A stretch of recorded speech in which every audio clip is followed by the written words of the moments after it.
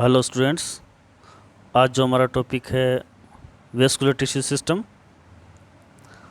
Vascular tissue system में हम इसके वेस्कुलर टिश्यू के बारे में स्टडी करेंगे।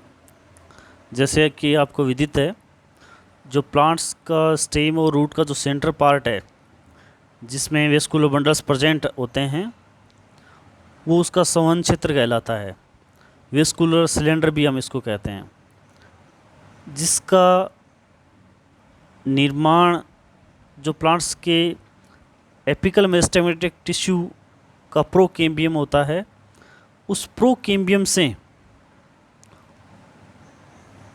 वेस्कुलर बंडल्स या वेस्कुलर टिश्यू की उत्पत्ति होती है, जिसमें मुख्यतः जाइलम और फ्लोएम का डेवलपमेंट होता है।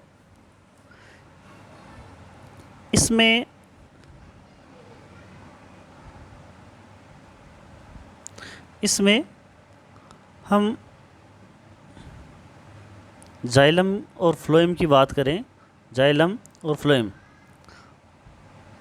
जाइलम प्लांट्स के अंदर वाटर का और न्यूट्रिशन का कंडक्शन करता है रूट से, यानी कि रूट के जो रूट हेयर्स होते हैं, रूट हेयर्स से पानी को अवशोषित करने के बाद में लीव्स तक पहुंचाता है। ये जाइलम का मुख्य कार्य होता है।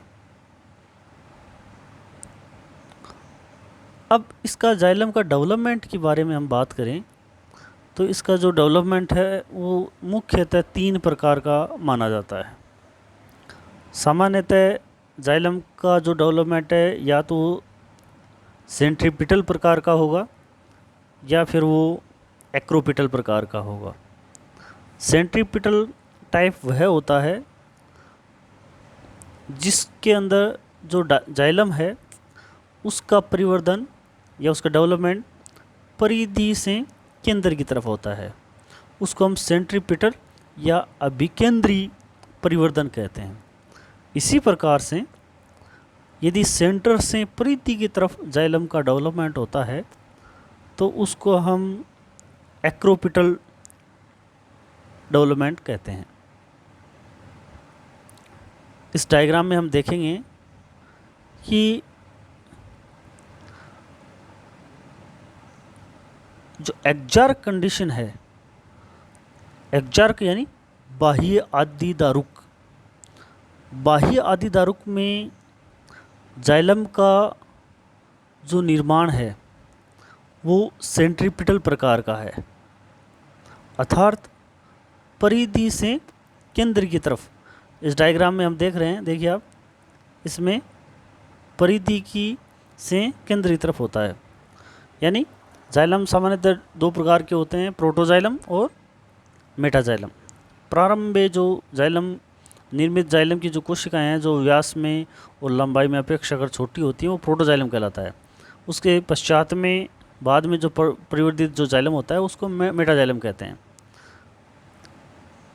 व्यास और लंबाई में कम होते हैं प्रोटोजाइलम। तो इस डायग्राम में B1 में हम देखते हैं कि ये जाइलम है, बाहर स्थित है वो प्रोटोजाइलम है, सेंटर की तरफ मेटाजाइलम है। अर्थात प्रोटोजाइलम पहले बना, बाद में मेटाजाइलम का निर्माण होता है।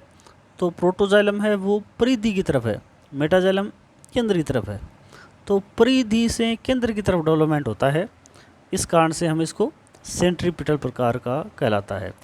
और प्रोटोजाइलम की पोजीशन के आधार पर, यानी स्थिति के आधार पर, हम ये बाहर की तरफ हैं, प्रोटोजाइलम बाहर की तरफ है, इस कारण से ये बाह्य आदिदारुक कहलाता है, बाह्य आदिदारुक कहलाता है। सामान्यतः ये कंडीशन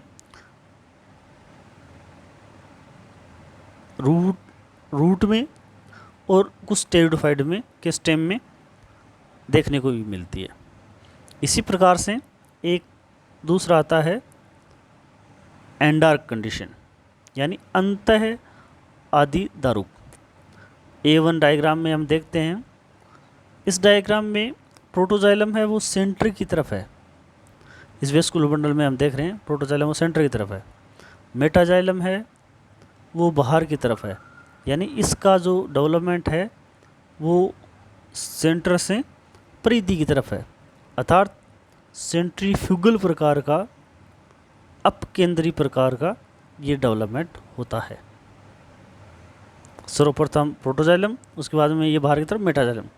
तो इसमें प्रोटोजाइलम की पोजीशन क्या है, सेंटर की तरफ है, अंदर की तरफ है। इस पोजीशन के आधार पर ये एंडार्क कहलाता है। डेवलपमेंट इसका जो परिवर्तन है वो एंडार्क कहलाता है, अंतः आदि दारुक कहलाता है। ये सामान्यतः जो एंजियोस्पर्म के जो स्टेम के अंदर जो वेस्कुलर बंडल्स होते हैं उसमें हमें देखने को मिलते हैं। थर्ड इसका है वो है मिजार्क। मिजार्क के अंदर जो मेटाजाइलम का परिवर्तन दोनों तरफ होता है, सेंट्रीपिटल भी है और सेंट्रीफ्यूगल प्रकार का भी है। इसमें दोनों हमें देखने को मिलते हैं। मेटाजाइलम बाहर व पार्श्व स्थिति में होता है, प्रोटोजाइलम सेंटर में होता है, बीच में होता है और दोनों तरफ मेटाजाइलम प्रेजेंट होता है। इस कारण से इसको मिजार्क कंडीशन कहते हैं। तो इसमें जो प्रोटोजाइलम है उसकी पोजीशन होती है वो बीच में होती है। ये जिम्नोस्पर्म के स्टेम में देखने को हमें मिलता है।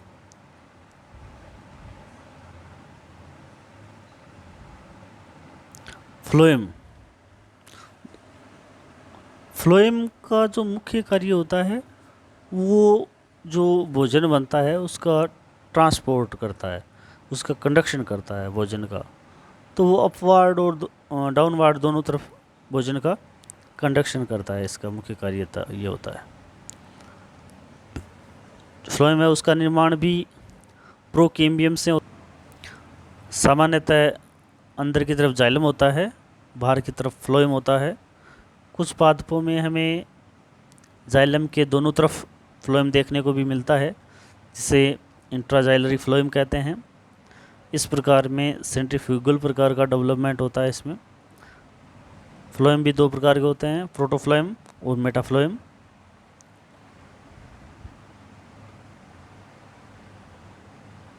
वेस्कुलर बंडल्स इन स्टेम, स्टेम में हम वेस्कुलर बंडल की बात करें तो जैसे कि ये डायग्राम है मोनोकोट का है,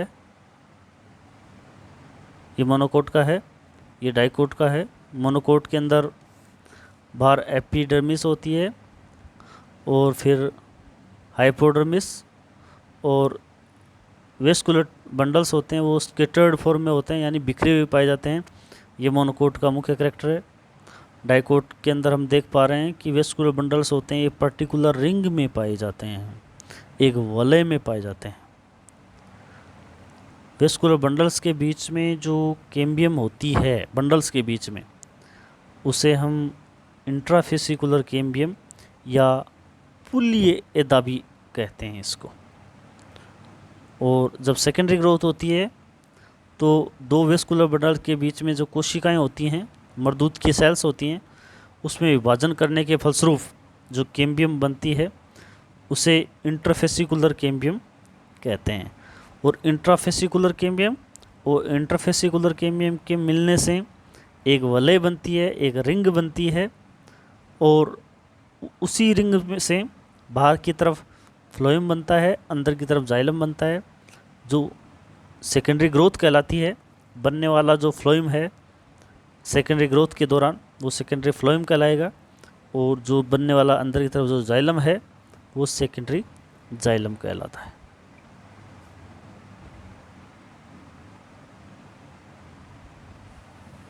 रूट के अंदर बात करें वेस्कुलर बंडल्स की तो हम देख पा रहे हैं इसके अंदर कि जो वेस्कुलर बंडल्स स्टेम में थे यहाँ संयुक्त रूप से नहीं है,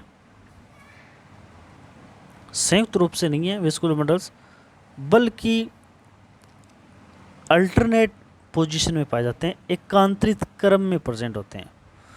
जो वेस्कुलर जाइलम और फ्लोएम होते हैं एक एकांतरित क्रम में विन्यासित होते हैं, अर्थात एक अरीय कंडीशन होती है जिस कारण से हम इसको रेडियल बंडल्स कहते हैं। जैसे ये देखिए आप, ये जाइलम है, ये फ्लोएम है, ये फिर जाइलम है, फिर ये फ्लोएम है। तो इस प्रकार से ये परिद्वीप पर विन्यासित होते हैं, अल्टरनेट कंडीशन होती है, इसको हम रेडियल बंडल कहते हैं।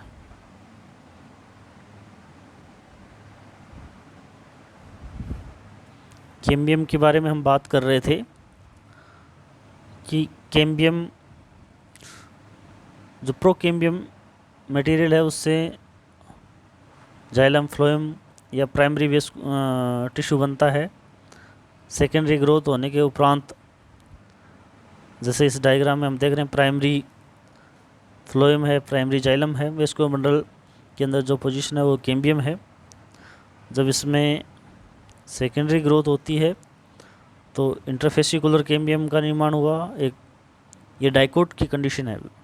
मोनोकोट जो स्टेम होता है उसके अंदर तो स्कैटर्ड फॉर्म में होता है। डाइकोट जो स्टेम है उसके अंदर ये इंटरफेसिकुलर कैम्बियम है और इंट्राफेसिकुलर कैम्बियम है, और एक रिंग बनती है, वो सेकेंडरी ग्रोथ होती है और पादप की मोटाई में वृद्धि होती है। और मोनोकोट के अंदर स्कैटर्ड फॉर्म होने के कारण से इसमें रिंग का निर्माण नहीं होता, अर्थात उसमें सेकेंडरी ग्रोथ नहीं होती उसके अंदर। कैम्बियम जो वेस्कुलर बंडल्स के अंदर प्रेजेंट होती है, उस कैम्बियम में दो प्रकार की सेल होती हैं। एक तो इसमें रे इनिशियल है और एक है फ्यूजिफॉर्म सेल्स, यानी रश्मि प्रारंभिक कोशिकाएं और तर्कुरूपी प्रारंभिक कोशिकाएं।